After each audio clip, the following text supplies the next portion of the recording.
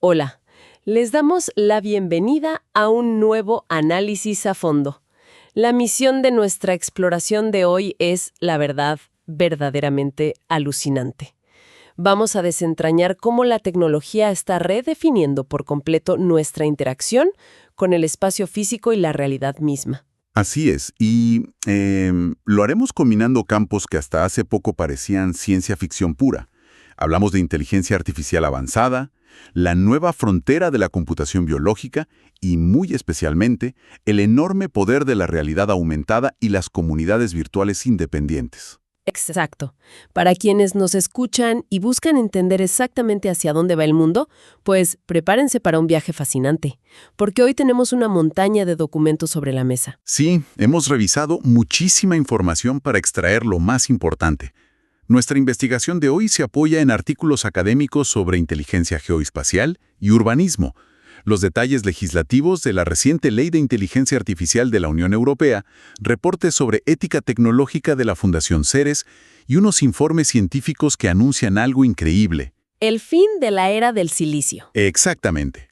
El fin de la era del silicio en la computación. Y el gancho de esta inmersión es justamente ese contraste tan radical.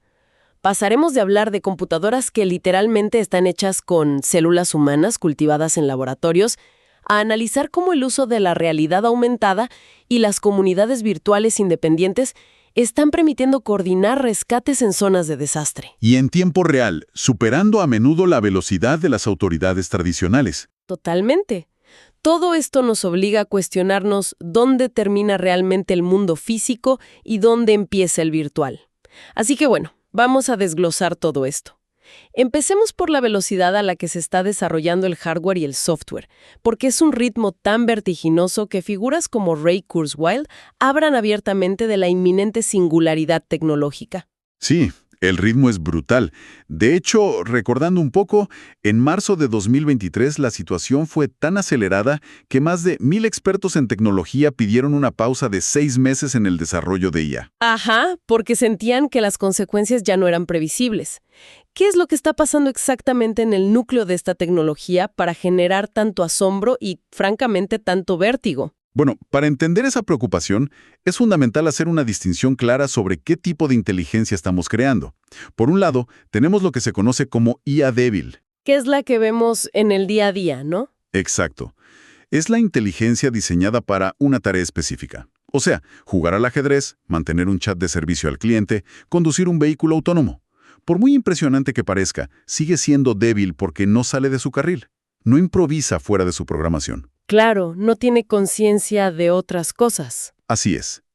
El verdadero salto, y lo que les quita el sueño a esos 1,000 expertos, es la IA fuerte, también conocida como Inteligencia Artificial General o AGI.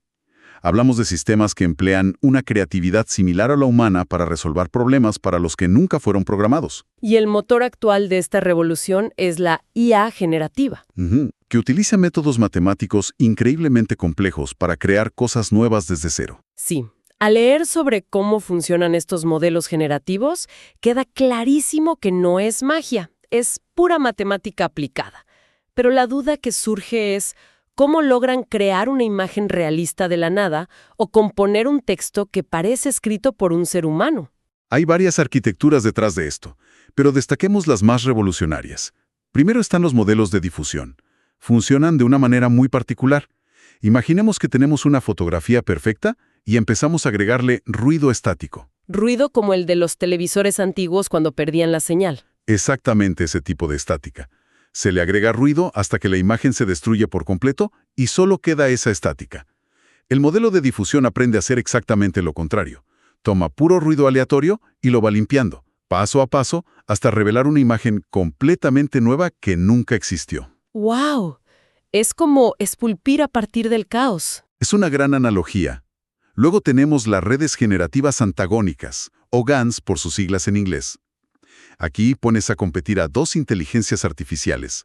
Una intenta falsificar una imagen, digamos, un rostro humano, y la otra actúa como un detective intentando descubrir si es falsa. O sea que están en una especie de juego del gato y el ratón constante. Totalmente. Y compiten millones de veces hasta que el falsificador se vuelve tan bueno que crea rostros hiperrealistas que engañan al detective y, por lo tanto, a cualquiera de nosotros. Es fascinante. Y en las fuentes también me topé con los autocodificadores variacionales, los famosos VAE. Confieso que me costó un poco entender el concepto del espacio latente que utilizan. ¿Cómo podríamos visualizar esto sin enredarnos tanto en la jerga técnica? Sí, el espacio latente suena muy complejo, pero la mejor manera de entender un VAE es pensar en un dibujante de retratos hablados de la policía. A ver, cuéntame más de eso.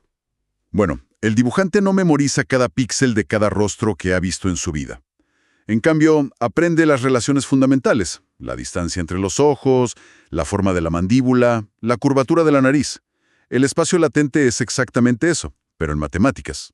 Es decir, es como una receta de características. Exacto. Es una representación comprimida donde números específicos definen características físicas. Al alterar esos números, el sistema puede generar un rostro humano con los ojos un poco más separados, o una nariz ligeramente distinta. Entiende la esencia de lo que hace que un rostro sea un rostro, en lugar de solo copiar y pegar píxeles. Bueno, aquí es donde la cosa se pone realmente interesante, porque todo este software hiperavanzado requiere un poder de procesamiento masivo. Y tradicionalmente eso significa enormes centros de datos consumiendo cantidades brutales de electricidad y chips de silicio trabajando al límite. Sí, y la infraestructura actual está sufriendo para mantener el paso. Claro, y la investigación apunta a que estamos llegando al límite físico de lo que el silicio puede hacer. Por eso hay un proyecto, la computadora CL1, que honestamente me voló la cabeza.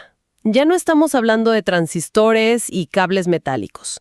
Estamos hablando de computación biológica. Así es. ¿Cómo es posible que estemos usando biología real para procesar datos? Lo fascinante aquí es el concepto de inteligencia biológica sintética, o SBI. Lo que lograron los investigadores con el sistema CL1 es integrar células neuronales humanas, cultivadas en laboratorio, directamente sobre un chip de silicio. Y solo para que quede claro, no es una metáfora. No, en lo absoluto. Son neuronas reales. Estas células crecen en una solución líquida rica en nutrientes que actúa como un soporte vital, permitiéndoles vivir hasta por 6 meses. Y lo más asombroso es que forman conexiones sinápticas de manera totalmente autónoma. Pero, ¿cómo se traduce el pensamiento o la actividad de una neurona en un lenguaje que una computadora pueda entender? A través de las proteínas. En una computadora tradicional, tienes transistores que actúan como puertas lógicas que dejan pasar o bloquear la electricidad, creando los famosos ceros y unos. En la computación biológica, las proteínas mismas actúan como esas puertas lógicas. ¿Físicamente? Físicamente. Dependiendo de cómo vibran, cómo se pliegan o si sus moléculas se unen o no, producen una salida de información. La materia biológica vibra y se adapta para procesar datos. Es un cambio de paradigma absoluto. Pasamos de un microchip estático a una célula viva como nodo de una red pensante. Es tecnología que, literalmente, está viva. Es alucinante. Pensar que el hardware del futuro podría necesitar ser alimentado con nutrientes en lugar de solo ser enchufado a la corriente. Y esta capacidad de procesamiento biológico y digital tan brutal nos lleva directamente a nuestro siguiente punto, que es cómo los humanos estamos usando esa potencia para percibir e interactuar con nuestro propio mundo. Un mundo que cada vez es más digital y físico al mismo tiempo. Exacto. Porque si el hardware se está volviendo más orgánico, nuestras herramientas digitales se están volviendo más inmersivas y espaciales. Pasamos de los tradicionales mapas de papel en 2 dimensiones a una evolución enorme de los sistemas de información geográfica, los SIG, que ahora integran visualización 3D y realidad aumentada. Una revolución cartográfica en toda regla. Y al revisar la documentación, se describe cómo ahora una persona inmersa en estos sistemas puede usar realidad aumentada para proyectar datos sobre su entorno físico, o usar realidad virtual y tener la sensación física de estar caminando por una brecha o escalando una montaña. El mapa se ha convertido en una experiencia. Y es precisamente esa convergencia entre el espacio físico, la realidad aumentada y los entornos virtuales lo que ha empoderado drásticamente a la sociedad civil.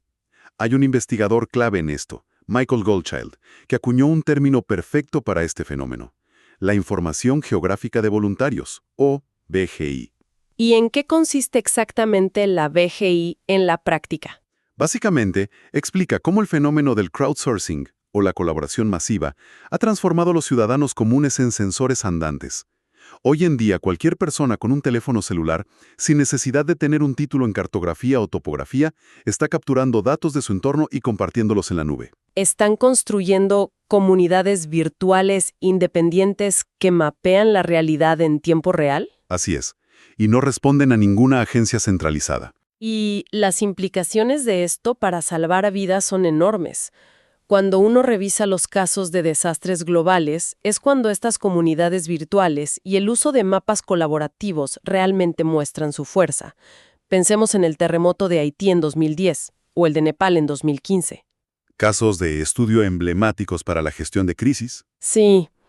En medio de un caos absoluto y un vacío de información oficial, donde los propios gobiernos no sabían qué calles estaban destruidas, fueron redes de ciudadanos voluntarios, usando plataformas abiertas como OpenStreetMap, quienes mapearon el desastre. Y lo hicieron a una velocidad increíble. Claro, personas desde sus computadoras al otro lado del mundo coordinándose mediante estas comunidades virtuales con quienes estaban sobre el terreno usando sus celulares, localizando víctimas y trazando rutas seguras casi al instante. Exactamente.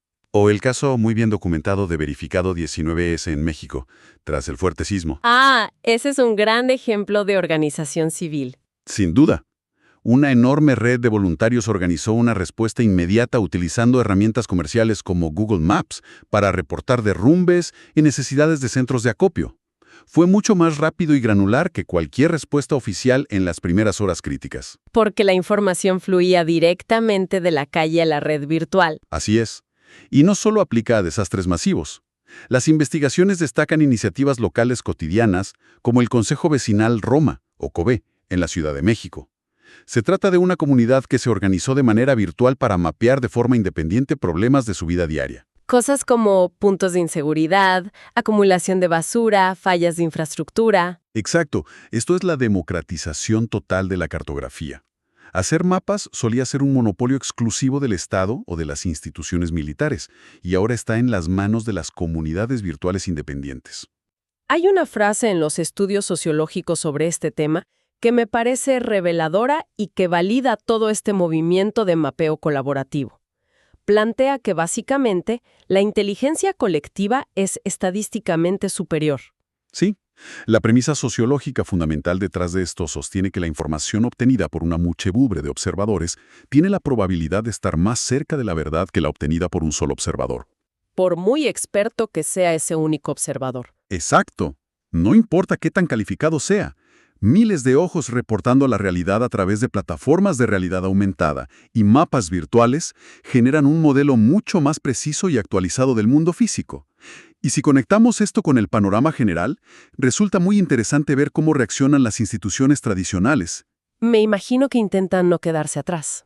Claro, porque mientras los ciudadanos mapean con sus celulares, las grandes agencias gubernamentales intentan igualar ese nivel de detalle, invirtiendo miles de millones de dólares. Utilizan tecnologías masivas, como los sistemas LIDAR, que disparan millones de láseres desde aviones para crear modelos 3D hiperprecisos y medir vulnerabilidades del terreno. Es tecnología asombrosa, pero sumamente costosa, lenta de desplegar y de difícil acceso para la persona de a pie. Totalmente. Es un enfoque muy de arriba hacia abajo. Y ni hablar del espacio. Los documentos detallan el programa Copernicus de la Unión Europea, que utiliza una constelación de satélites llamado Sentinel. Estos gigantes orbitan la Tierra usando radares e interferometría para medir hasta el más mínimo cambio en la superficie del planeta. Producen imágenes cada 6 días. Es una infraestructura majestuosa. ¿Y vital para el monitoreo climático y de seguridad? Sí, pero al contrastar esos satélites multimillonarios con el urbanismo colaborativo y la realidad aumentada, surge la pregunta de qué es más efectivo en el día a día de una ciudad. Porque a nivel de calle hoy tenemos sistemas de soporte a la planificación, plataformas como CommunityVis o UrbanSim, que permiten a cualquier comunidad modelar su propio barrio en 3D para evaluar planes urbanos. Y ese contraste entre lo institucional y lo colaborativo da lugar a lo que se conoce como gobernanza inteligente. Un ejemplo brillante que analiza nuestras fuentes ocurrió en Japón. ¿Qué hicieron allá? Las autoridades de planificación urbana se dieron cuenta de que no podían depender solo de imágenes satelitales durante una emergencia local. Así que articularon sus sistemas de información geográfica con redes sociales, específicamente Twitter